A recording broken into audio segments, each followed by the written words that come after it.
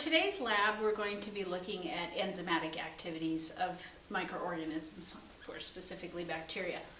Now, recall that we have been doing a series of staining labs, and we've been doing those staining labs to work on eventually identifying bacteria.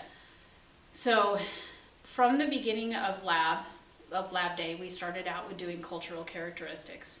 We looked at the size of the culture growing on a plate or on a tube.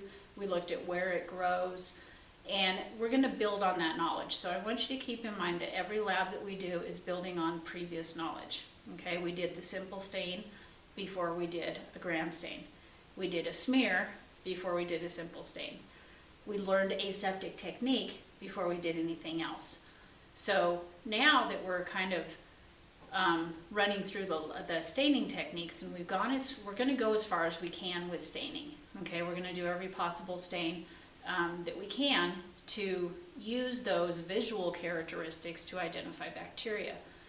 But obviously those visual characteristics can only go so far, and you could narrow something down based on what it looks like, if it's a staphylo, if it's a coccus, if it's gram-positive, if it's endospore negative, if it produces a capsule and things like that. You can narrow it down so far, but that's not going to take you completely to the genus or the species specifically. So what we're further going to do in the next series of labs is we're going to look at enzymatic activities. And these enzymatic activities are in a group of classification or identification techniques called biochemical activities. Okay? What are the chemicals that those organisms are producing in order to break down specific nutrients for energy? Most specifically, it's going to be for energy. Now, when we look at these biochemical activities, we're going to be looking at two groups of enzymes. And remember, enzymes, we talked about enzymatic pathways in both this class and in previous classes, how the enzymes are used for cellular respiration, for energy, for producing different things. So we're going to look at the specific biochemical activities or the specific enzymes that they produce. And remember, enzymes often, almost always, unless it's a common name, end in ASE. So for example, we're going to be looking at an enzyme today called gelatinase. Well, that's the enzyme that breaks down gelatin. Gelatin is a large peptide protein which can't fit through the membrane of the cell. So it has to be broken down into its smaller peptides so that those amino acids can be used. Okay? And also recall that cells will use different things for energy. In the majority of cells, glucose and different sugars will be this first source, but sometimes it might go for a lipid, and then sometimes it might go for a protein or an amino acid. But in most cases, most organisms don't use those amino acids. However, bacteria, we're learning, are not like everyone else. And there are some specific bacteria that love to rearrange amino acids. Okay? So in today's lab, we're going to be looking at those exoenzymes. What type of enzymes do the bacteria have that are excreted from the cell, and then they break those large macromolecules into smaller molecules that can now fit through the membrane. And then in the next couple of labs, the fermentation lab, the urease lab, we're going to be looking at what endoenzymes, what enzymes inside the cell are going to be used to break those smaller nutrients down further and use them for cellular respiration and fermentation and things like that. So for today's lab, for all of these biochemical labs, it gives you an option of doing a short version and a long version. We will always do the short version, okay? In today's lab, the short version calls for 4 bacteria. In the supply list in your lab manual, there's a little typo. It says that you need 2 of each kind of plate, and it says you need 3 nutrient gelatin tubes. You actually need 4. So make sure that you are writing down that you're going to get 4 gelatin tubes rather than 3. Okay, because you can't put 2 in 1, and we have 4 species. So for the plates, you're actually going to have 2 of each kind of plate. You're going to have the milk agar plate, which is going to test on whether or not the bacteria can break down casein. And then you're going to have starch agar plates to see if the bacteria can break down starch into glucose, whether it has amylase. And then you're going to have a tributyrin plate, and that's going to have fatty acid, that's going to have triglycerides in it to see if the bacteria can break those down into their smaller components of the fatty acids and the glycerol. And then the tubes, the gelatin tubes, are going to see if it produces gelatinase to break down that protein into its smaller peptides. Okay, so you're testing for 4 different enzymes in the same 4 bacteria. Okay, now the reason that you have 2 of each kind of plate is you're going to put 2 species on 1 plate. So for all of the plates, you're going to draw a line down the middle and separate it in half. Remember to always use a Sharpie. We can use the wax pencils, but the Sharpies work best.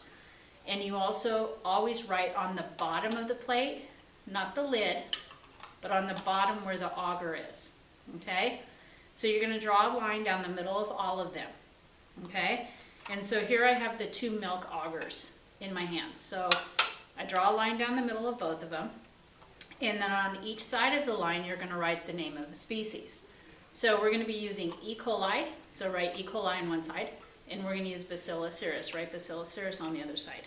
Then we're going to be using Pseudomonas aeruginosa and Staphylococcus aureus. So Staphylococcus aureus on one side, Pseudomonas aeruginosa on the other. You'll do the same, repeat that same procedure for the tributyrin plates and for the starch plates. Okay? Now make sure when you write on them that you write a little bit toward the edges and write kind of small, because you don't want to write directly where the underneath where the microbes are going to be placed. Okay? So you'll go through the process of labeling your plates. Remember to always identify yourself on your plates, because sometimes in the incubator things get moved around and you want to make sure you can find them the next time. You're going to do the same thing with the tubes. The tubes are going to be the gelatin that's solidified, so it might be kind of cool because it's been kept in the fridge. You're going to do the same thing. You're going to label the name, but this time you put 1 on each. So 1 is E. coli, 1 is Staph aureus, 1 is Bacillus cereus, and 1 is Pseudomonas aeruginosa. Okay, so 6 plates, 2 of each kind, and 4 gelatin tubes. And we have 4 species of bacteria. These 2 tubes are kind of for the second part of the video. So after you've acquired all your supplies, you're going to get everything ready to inoculate. So for these labs, we're going to do things similar but a little bit different in the way that we're doing things in terms of the inoculating. Everything else is the same. We're always going to use good sterile technique. This flame right here already has a really nice cone, but remember you can adjust the air in it to get your nice cone there. Okay.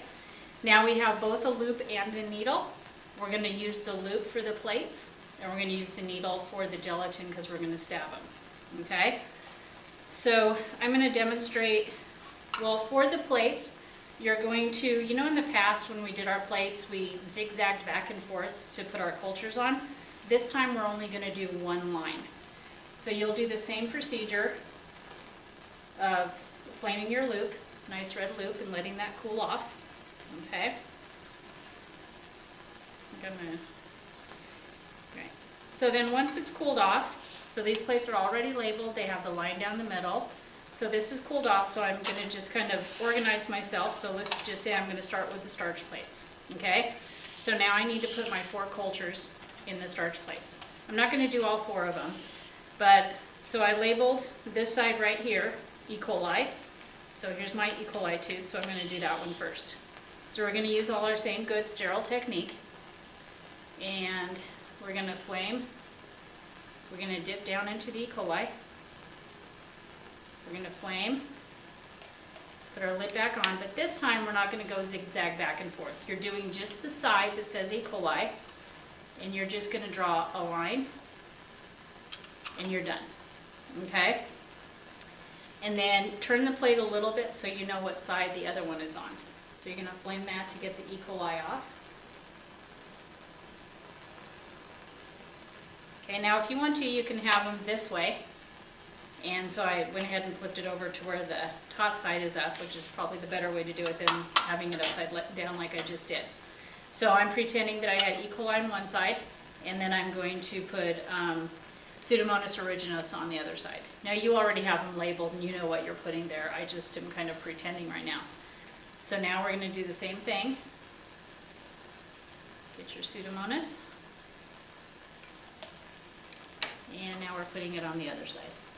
You'll probably be able to tell if you've already put something on there.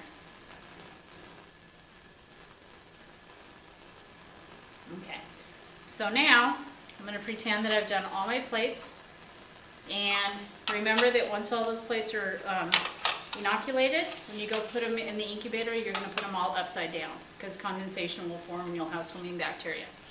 Now for the tubes, you're basically going to go 1, 1, 1, 1. For the tubes, remember you're always going to use a needle if you have a solid medium that you're going into. So I'm going to go from E. coli, and I have this one labeled E. coli already. So I'm going to flame my tube, go pick up my E. coli,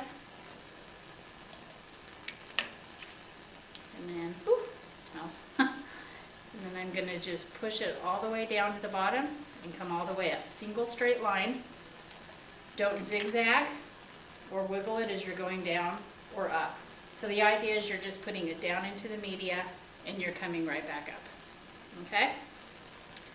So that's the procedure for lab 1.